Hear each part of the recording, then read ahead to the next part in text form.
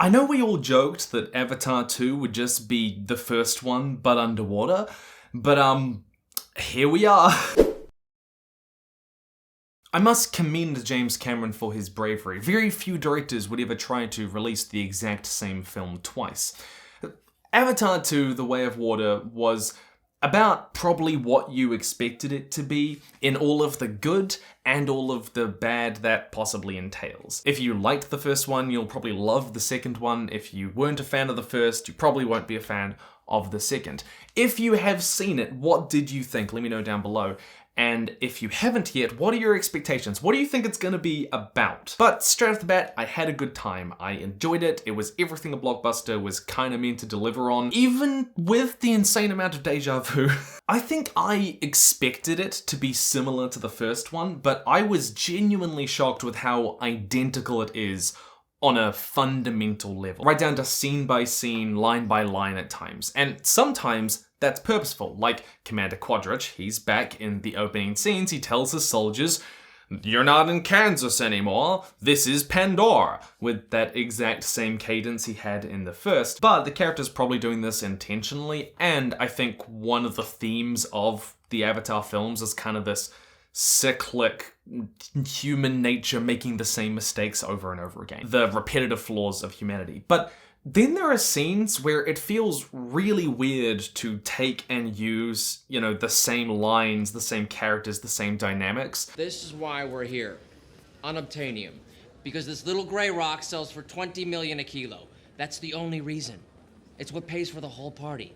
It's what pays for your science. And this scene is repeated almost word for word, but with different characters and a magical MacGuffin-ish type liquid, with another scientist who doesn't quite believe in what they're doing here, and another corporate representative. He literally says, "This is why we're here. This sells for 80 million a bottle. It pays for everything here. It pays for your science too, Doctor." It is the same characters with the same dynamics, just more and bigger and badder and better, right? And that's sequels for you, I guess.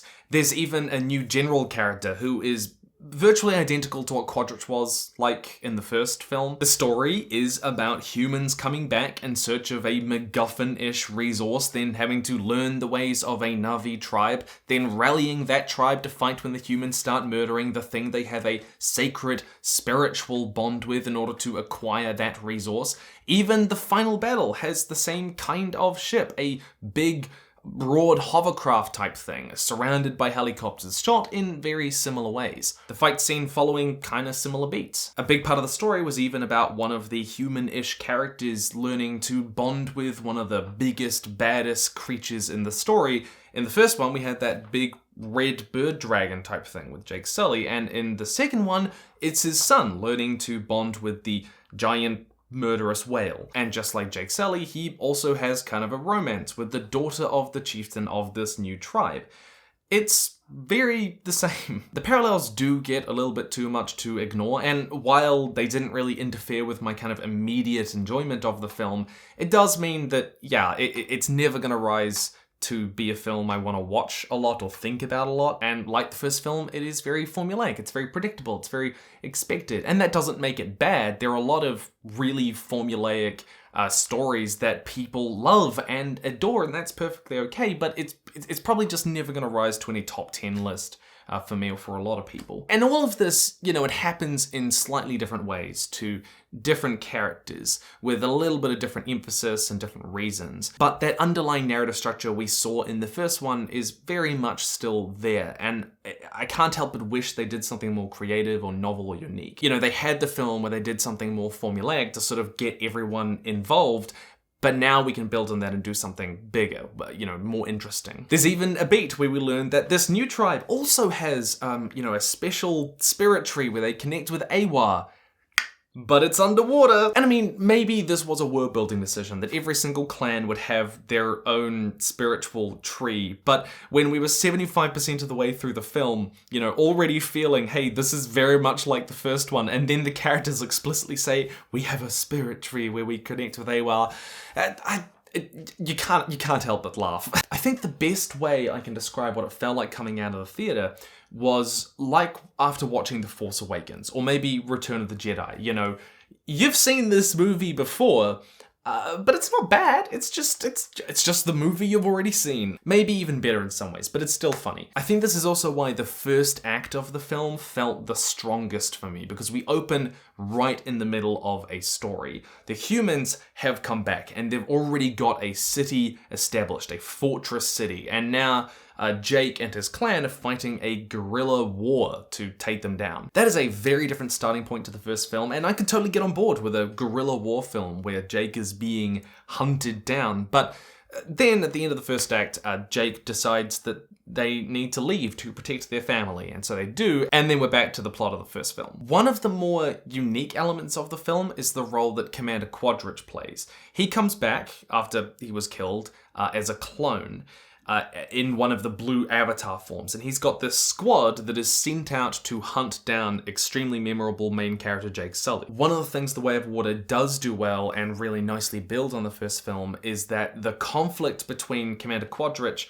and Jake Sully is a lot more personal now. They've got blood, they've got history, and that makes the conflict between the two of them just a lot more interesting. And they're definitely going to use that for future films. And Stephen Lang as Quadrich is always fun to watch. No doubt about it. Every line of dialogue he has just has this weird energy that you can't help but like him in the most horrible way. It is hinted that he's going to have a redemption arc in future films, because in this one, turns out he had a kid.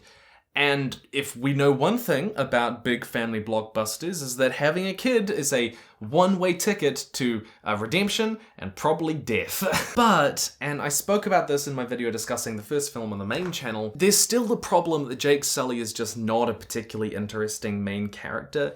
They do give him a kind of bigger flaw that plays a role in the story in this one. He kind of treats his family like a military squad, and that's because he wants to keep them safe, you know? That's his history. And it makes his sons feel alienated. But to be honest, I don't think they did enough with that flaw, with that arc. Perhaps they will for future films. I don't know. But even so, even with that development, I still don't find Jake Sully a particularly interesting character. Which, I mean, it just doesn't help. It just doesn't help, you know. There is this old joke that nobody can name any of the characters from Avatar, and to be fair, I think it's slightly better in the sequel, almost as if James Cameron was very aware of that problem. I'm pretty sure he has a kid called Ateo, and one called a Thruk. There's another called Spider, but admittedly, the rest I'm a little iffy on. But again, the problem kind of was that only Sigourney Weaver's character was interesting for me personally. And that's all I remember her as, because I don't actually remember her real name from the film, but it is Sigourney Weaver's character, because apparently Sigourney Weaver got magically pregnant by the tree at the end of the last film, and she ended up giving birth to a kid. This kid kind of can connect with the world around her in a way that nobody else can. She can feel Awa, she can feel the world around her. She wants to know who she is, her history. She's an outsider. She looks very different to the other children, and that helps make her memorable for me. She has more interesting motivation, where, to be honest, I found the other kids pretty bland overall. They didn't really stick out to me, and they kind of just blur in my head. There was one issue with Sigourney Weaver's character, okay? So it's her kid, but they still got Sigourney Weaver to voice her, which means that Sigourney Weaver, a 73-year-old woman, is voicing a child. And it's weird, man. It is weird. But she was one of the more interesting characters. And I want to go on the record, I have a theory. I think that James Cameron is going to pull a UA. So, in Avatar, the other Avatar, the real Avatar, Avatar The Last Airbender, UA is gonna die as a child, but the moon saves her by giving it a piece of the moon's soul, its life force, right? And then years later, the moon is murdered, and Yue gives up her life to return that bit of its soul, its life force, to bring it back. I think they're going to do something similar with Sigourney Weaver's character, where she's got a little bit of Awa inside of her, and in some future film, the humans are going to murder Awa somehow. I don't really know, but I reckon they'll do that, and then Sigourney Weaver's going to give up that part of herself to bring it back. But again, I want to emphasize that just because it's formulaic or repetitive doesn't mean I didn't enjoy it or that you shouldn't enjoy it. It's a freaking great time. The creature designs are so damn cool. I loved looking in the background and seeing, the details and these incredible underwater creatures that they've created for this. The myriad of designs is just mesmerizing. I actually thought that the creature designs in the first one was a little bit lackluster, but I think they're a lot more unique in the second one. The action scenes are top notch. They're exciting, they're tense, they're never visually confusing. I will never get tired of watching Neytiri, arc down, flying from above, and then shooting through the helicopter glass an arrow into the person's chest. I love that so much. James Cameron is a good filmmaker. That's just the case with this stuff. And the arrival of the ships at the beginning was just awe-inspiring. These pillars of starfire coming down onto the earth, and the way that it's animated is just, it's just amazing. But it's just never quite the narrative depth to really match up to all this spectacle. One of the things the film does do really well, thematically though, is it makes you care, about the animals of this world. You really do feel the pain and horror when you watch the forest being burned and all of these animals and creatures fleeing from the fire. Or in the second film, it's whaling. A huge part of The Way of Water is that they're hunting these huge whale-like creatures. And there are these long, painful sequences where you watch exactly how they do that with harpoons and explosives and, bombs underneath the water and what that does to the wildlife there. There's a huge emphasis on the value of life in this world and a lot of shots that really complement that. And you really can't help end up feeling, oh, this is happening in our world. This is about whaling. This stuff is happening now. It's horrible. And all you see is the animal cruelty, the helplessness, the complete lack of remorse. And you don't want to be a part of that. I actually think that's one of the reasons the second film might be better than the first, because while destroying the trees is of course really hard to watch in the first one, this really puts kind of a face to the harm we're doing to the natural world, and it gives us a deeper and more empathetic relationship between kind of the Na'vi and these creatures that we're killing for resources. It's well paced, it never feels like it lets up, even though, it also has those lower key scenes that every film needs. I will go to watch the third one, why not? It's a fine, explosive blockbuster to enjoy. Not everything needs to be, perfectly deep and introspective and philosophical. I enjoy this film the way I enjoy, Pirates of the Caribbean at World's End, or maybe like the first Transformers film. It's just a fun ride. It's just fun, even if it's never gonna make any top list for me. Not fun enough to watch that many times, but fun enough to watch once. What do you think of it? Stay nerdy, and I'll see you in the future.